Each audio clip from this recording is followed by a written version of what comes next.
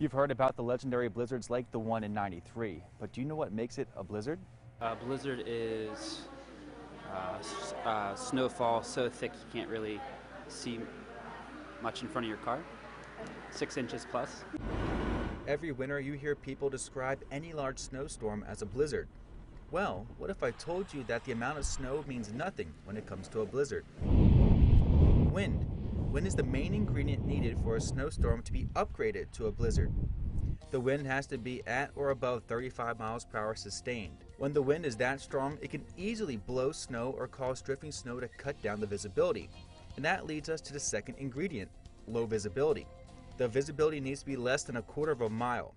Lastly, these two ingredients, wind stronger than 35 miles per hour and the visibility less than a quarter of a mile, needs to last for 3 hours or more. So remember, the amount of snow means nothing when it comes to a snowstorm being called a blizzard.